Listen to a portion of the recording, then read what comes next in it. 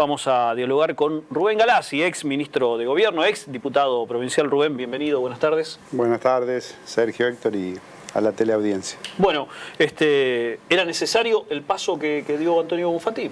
Entendemos que sí, porque esto es una persistencia en el tiempo de declaraciones de dirigentes políticos, de interpretaciones de las más variadas sobre este flagelo que tenemos en el mundo y particularmente aquí en Santa Fe, que es el narcotráfico, también campañas en redes sociales que las hemos denunciado, porque, bueno, yo escuchaba recién el tema que ustedes desarrollaban, pero en las redes sociales también se crean páginas para difundir determinadas noticias que parecen ser ciertas, se les pone publicidad y, bueno, cuando uno las detecta y las denuncia se le dan de baja. Pero lo importante en esto es que el exgobernador entendió que tenía que dar una muestra categórica de su disconformidad por esta forma de hacer política y se presentó ante la Fiscalía General para que le informe si hay alguna declaración, alguna cita en las causas que se han tramitado o que eventualmente se tramitan, obviamente más que en las investigaciones, que a veces de eso no se puede dar cuenta, sino en las causas que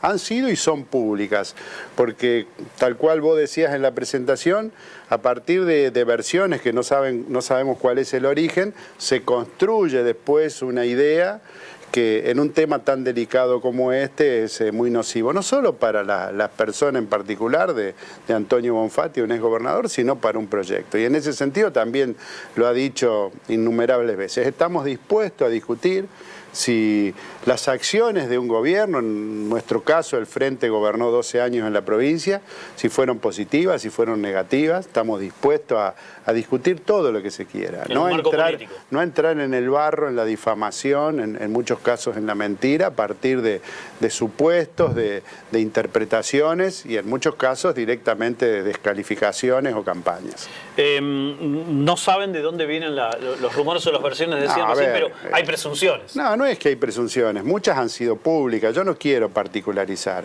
porque no es nuevo esto, o sea, es una historia que, si ustedes quieren, se remonta a la denuncia en el propio Congreso de la Nación del narcosocialismo. Digo, después ha habido innumerables manifestaciones de dirigentes políticos, pero también a partir de hechos puntuales de sembrar sospechas sobre cosas que, por lo menos para nosotros, no únicamente desde lo personal, también desde lo político son inaceptables. Que se ponga en duda las razones del atentado del que fue víctima el domicilio donde se encontraba el gobernador en ese entonces con su esposa, 21 balazos que podrían haber tenido consecuencias mucho peores, porque hubo 3 que ingresaron por la ventana y por la puerta principal, 3 balazos, digo, a 1,40 m de altura. Entonces, él en ese momento lo único que atinaron es a tirarse al suelo y hubo una investigación judicial que arrojó resultados parciales, pero la responsabilidad ha sido de la justicia. Muchos dicen, ¿por qué Bonfatti no acusó a los que se investigaban? Porque él, como yo le pregunto a usted, a Héctor o a cualquier televidente, si usted está en su casa y le disparan 21 tiros, lo único que hace es tratar de protegerse como sea. Si no había cámaras, fue en el 2013, las cámaras fue todo un fenómeno que empezó después. Tanto Wiener como Bonfatti en ese momento, y entiendo que Obey también, los gobernadores no era común que tuviesen custodias, o sea, se movían como un ciudadano más, entonces no tenía custodia en la casa, no tenía cámaras, entonces no pudo él aportar ningún elemento a la cuestión judicial. Entonces, es verdad que él era querellante para conocer cómo avanzaba el proceso, pero cuando llegó un momento que la justicia avanzó, era el viejo sistema también, no era como ahora que el responsable de una investigación es un fiscal, el juez acaparaba toda la investigación, se llegó a resultados realmente pobres por lo que significó ese atentado, pero inaceptable que se quiera sembrar dudas sobre quién fue víctima de eso, claramente. Rubén, 2 o 3 cositas que tienen que ver con esta presentación y después podemos abrir el espectro.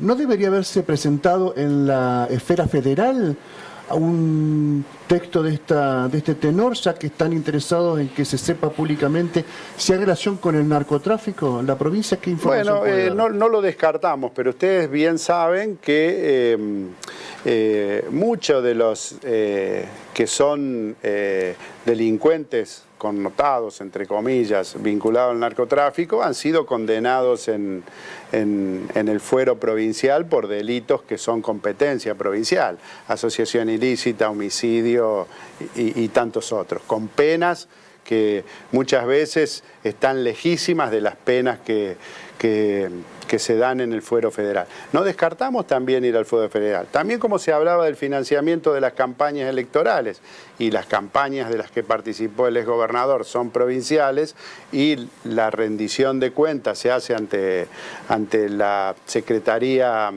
el Tribunal Electoral de la provincia, que está a cargo de magistrados provinciales, también se presentó inicialmente en el fuero provincial. Os recordaba que hubo un antecedente cuando le envía, creo que desde el Ministerio de Justicia le envían una carta muy parecida al juez Torres preguntándole si Escajadillo tenía alguna denuncia o causa abierta en ese juzgado cuando había trascendido su relación con unos narcos peruanos. Sí, también fue una versión... Que respondió el juzgado, ¿te acordás que respondió? Tendenciosa y mentirosa, pero ese era un caso puntual que hablaba incluso ya de cuestiones con Perú, digo. También, obviamente no existía nada, obligó a tomar esa medida, pero bueno...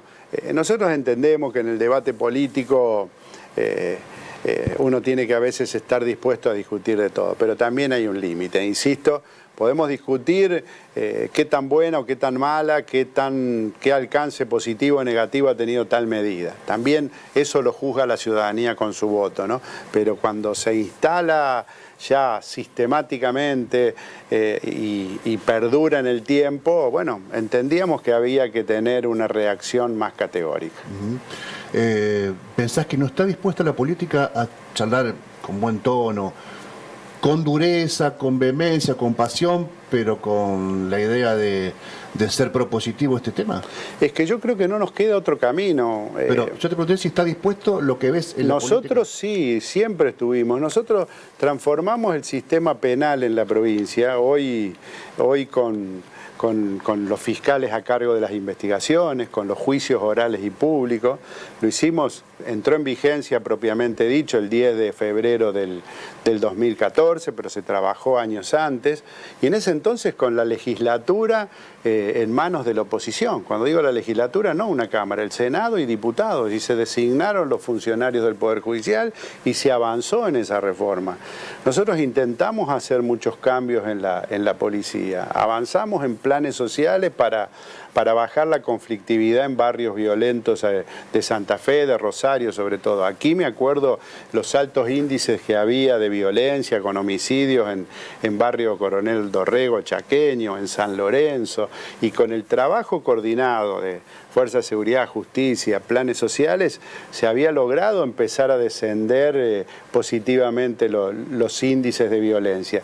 Yo creo que un eslogan no resuelve esto, lamentablemente desde la política a veces para ganar las elecciones relativizamos la gravedad de este problema, nos hacemos cargo de lo que nos corresponde, pero estoy convencido que no hay otro camino. Si no hay una coordinación también con el gobierno nacional, vamos a estar cada vez peor. Y la experiencia indica, lamentablemente, que si esto no hay un compromiso político, cívico también que involucre a la sociedad, a los tres poderes del Estado, a los tres niveles del Estado, vamos a estar lamentándonos más que encontrando resultados positivos. Les tocó gestionar a vos como ministro de Gobierno y a Bonfatti como gobernador 2011-2015. Sí. Un momento muy, muy complicado por la violencia narco, el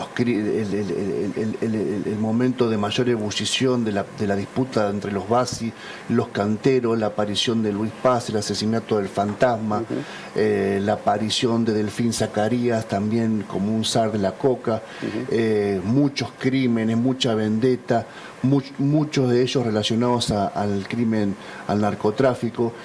Con la perspectiva que te da el paso del tiempo, ¿cómo lo gestionarías hoy el problema? Primero entendiendo que por qué sucede en Rosario, si no entendemos que hoy desde hace mucho tiempo, es uno de los puertos de salida de de lo que es la cocaína, la marihuana, que no se produce en Argentina, se produce sur de Brasil, Paraguay fundamentalmente, parte de Bolivia.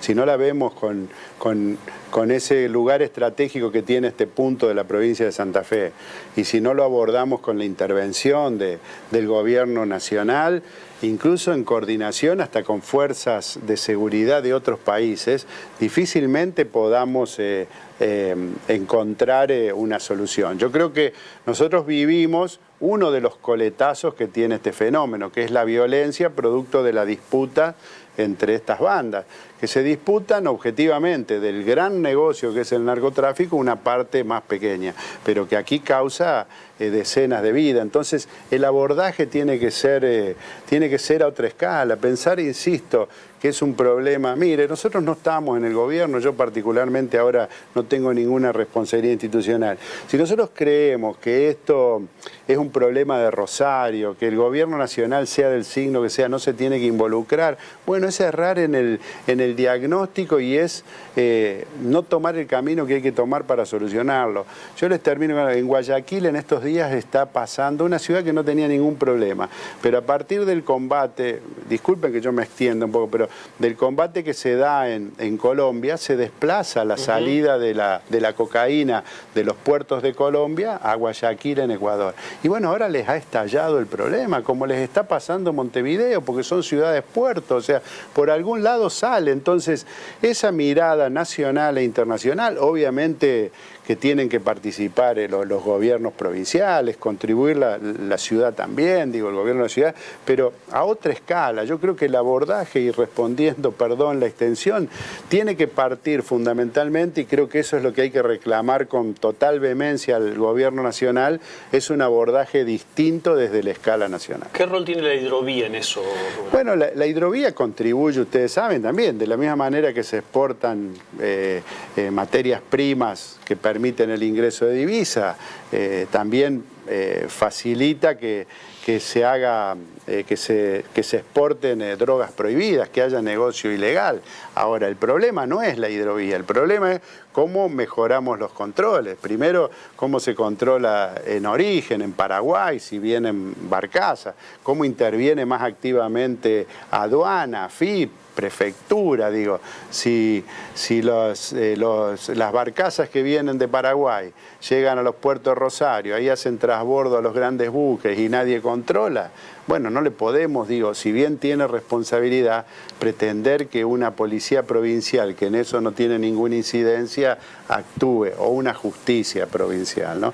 Creo que el nivel nacional es el que tiene la principal responsabilidad y tiene que entender que si este problema no se frena, no va a quedar acotado lamentablemente a Rosario, se irá extendiendo como un cáncer a otros lugares de la sociedad y cuando se quiera abordar va a ser tarde, lamentablemente.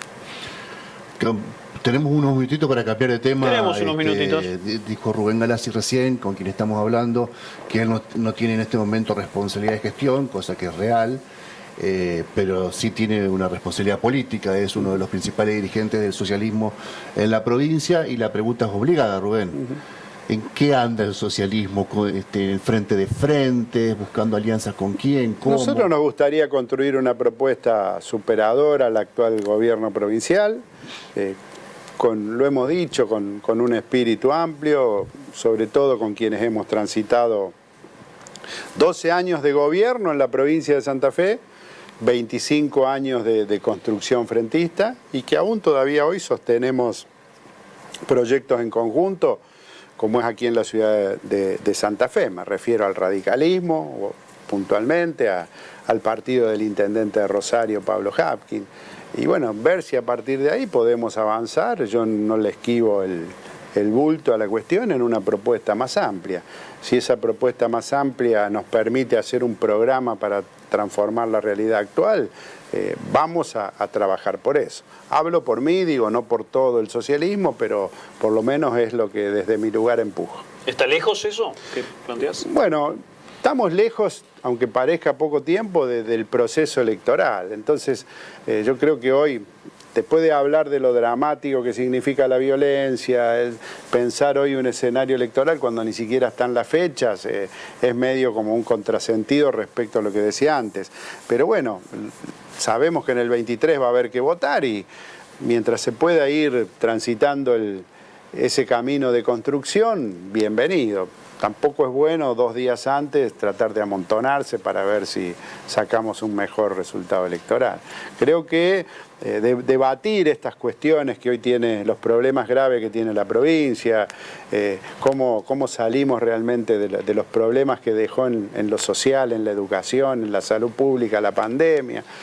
Bueno, estas cosas, cómo también imaginamos un futuro diferente para el país. O sea, difícilmente como país tengamos futuro si la mitad de los jóvenes están por debajo de la línea de la pobreza o quienes de los que están en condiciones de trabajar, la mitad trabaja en negro. No solo que no le alcanza hoy para vivir, sino que no tiene ninguna expectativa para jubilarse ni coberturas mínimas de salud en el día de hoy. Entonces, bueno, es un desafío y una discusión que hay que dar. No se puede solo pensar en cómo juntarse para ganar una elección.